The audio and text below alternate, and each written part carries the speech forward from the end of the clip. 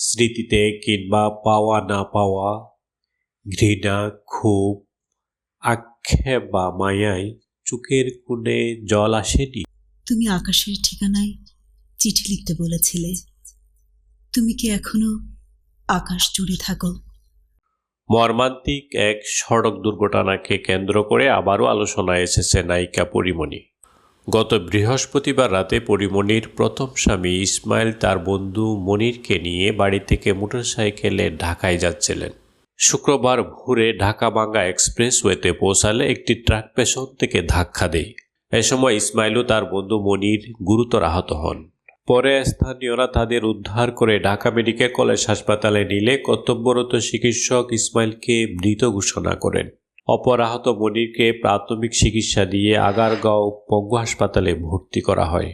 পঙ্গু হাসপাতালে মনিরের একটি পা কেটে ফেলা হয়। শুক্রবার রাতে ইসমাইলের লাশ গ্রামের বাড়িতে নেওয়া হয়। সেখানে এক হৃদয় বিদারক দৃশ্যের অবতারণা হয়।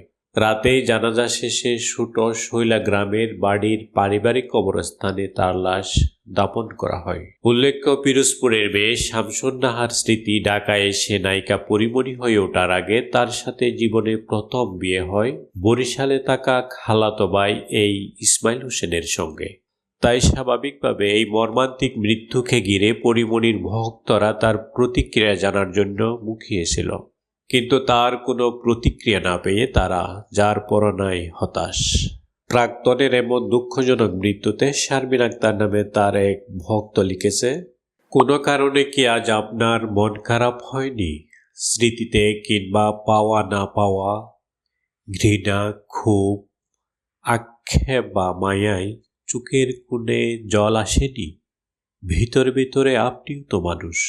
তাসলিমা নাসরিনের চিঠির কথা মনে পড়ছে। রুদ্র মোহাম্মদ শহীদুল্লাহকে নিয়ে লেখা চিঠি। প্রিয় রুদ্র, তুমি আকাশের ঠিকানায় চিঠি লিখতে বলেছিলে। তুমি কি এখনো আকাশ জুড়ে থাকো? তুমি কি এখনো আকাশে উড়ে বেড়াও তুলোর মতো, পাখির মতো?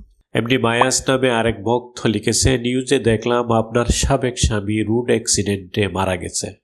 তার জন্য একটা শোক বার্তা এবং তাকে ঘিরে ভালোবাসার কোনো স্মৃতি স্মরণ করবেন বলে আশা করেছিলাম।